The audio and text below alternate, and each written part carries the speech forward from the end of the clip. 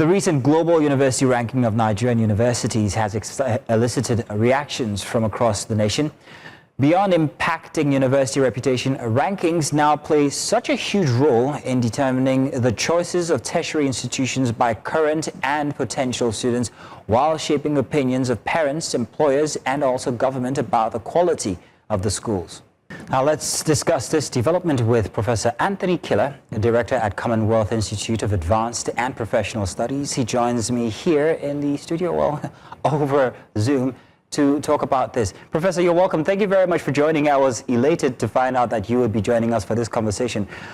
But Professor, every year when the world university rankings come out, Nigerian universities barely make it to the list, or they sit far below in the top 1,000, somewhere around 800 to 1,000. It paints a very worrying picture about the global competitiveness. Now, these rankings, they use certain indices like research and citation, infrastructure, staff, teaching quality, international partnerships, institutional stability, funding, and also investment. But why do you think Nigerian universities continue to struggle to meet the standards of world-class institutions, despite having so many bright students and professors like yourself? Well, I think when you put it that way, one cannot but laugh.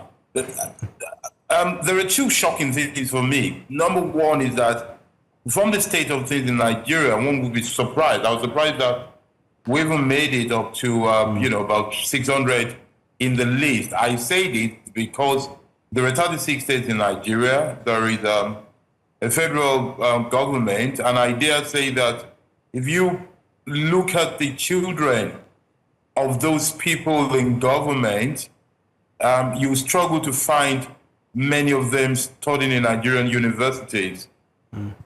What that tells you is that those who can, and of course, if you look at the list of Nigerian rich people, who take the first 100, if you wish, and see how many of them are children in Nigerian university, you see that there are very few. What that tells you is that those who can afford it do not put their children into Nigerian university, which is already by itself a vote of no confidence on the Nigerian universities.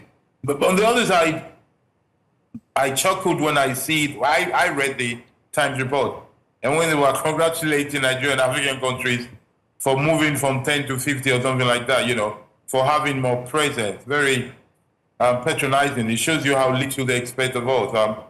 They give us applause for effort, for doing a bit. I think we need to take this serious. In fairness, it must be said the Nigerian institutions are fighting a battle with one arm tied behind them. Because the issues of finance, the issues of administration, the issues of autonomy of university, the issue of infrastructures are very big external issues that universities have to contend with.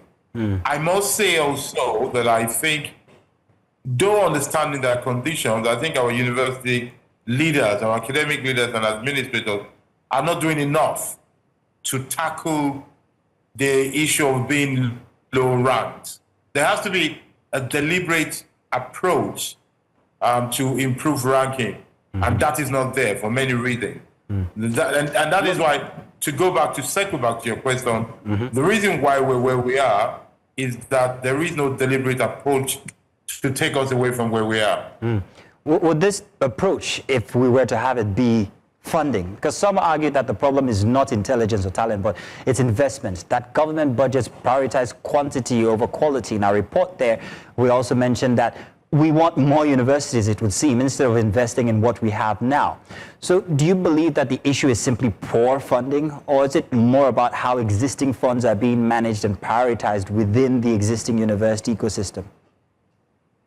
Well, I think it's a mix of things. I call it general management problem, management of funds, management of people, management of policies. I think these are the causes. Certainly, universities are underfunded. Lecturers are underpaid. The infrastructures are underdeveloped and badly maintained. So there's a lot of issue there. But I also think that a lot of things could be done in kind without cash. I was in some polytechnics a while ago, and I was shocked to see their Department of Engineering and Civil Engineering so dilapidated. I was saying, so what are they doing here? Those things they can do themselves, just turn out to find solutions. Everybody needs to roll up their sleeves, starting from government to parents to university lecturers and students. This idea of saying a moratorium on the creation of university, it sounds good, but I don't agree with it. I think instead of saying people should not build universities, what we should be saying is that this is the standard required of universities, and you need to meet it if you want to build one. Because what if all of a sudden there's somebody who could build a Cambridge in Nigeria, or who could build a Stanford, or something bigger than that, who could build the UI that was dreamt of? And you say because there is moratorium, they can't do it. Guess what? They're going to go to another country. There are Nigerian rich people, never mind the source of their funding, who are investing in universities outside Nigeria. Okay. There are Nigerians doing partnership with people outside Nigeria, and they're funding education. So we need to be careful. These days, you really cannot lock up the gate and think nobody will get out. Moratorium is not the issue. I think the solution is management, better management of people, better management of funds, better management of time. Professor? And to have a priority. Professor, I have to manage time right now, so sorry for butting in. But countries like Kenya and South Africa, they've successfully partnered with global universities and also tech firms to raise their profiles and, attract funding. What's stopping Nigerian universities from doing the same? How can we build partnerships like that actually lift the standards of our universities just by signing MOUs? Well, I think it's management, because we're not thinking along that line properly, thoroughly. Of course, it's not enough to dream it. You also have some things to offer. We have some issues with bureaucracy. We have some issues with the mindset of making things happen. I still chuckle when I see the process in getting something done in some universities across the country. You think you're still 40, 50 years away from where we are now.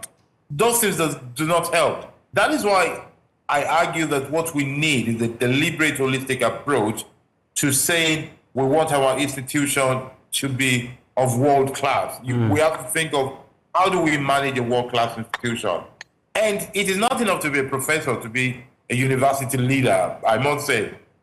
I guess even our deans, our vice chancellors, will need some training along that line. We need some orientation on how to make university along that way. International partnership is fine, but we have companies like Dangote Group and others at the moment that universities can work with. And because the global outlook is one thing, you're right, getting funding is another thing, but also impact, industrial impact is a crucial thing. How well your graduates are doing is a crucial thing. The quality of the research you do, it's another very important thing. So these are the things, in my view, that we need to factor together if we want to have world-class tertiary institutions. Professor Kila, I hear you on that one. Quality of research is a big deal when it comes to these things. Professor, thank you very much for joining us this evening, and we'll continue to come to you for these kinds of matters. Thank you, sir.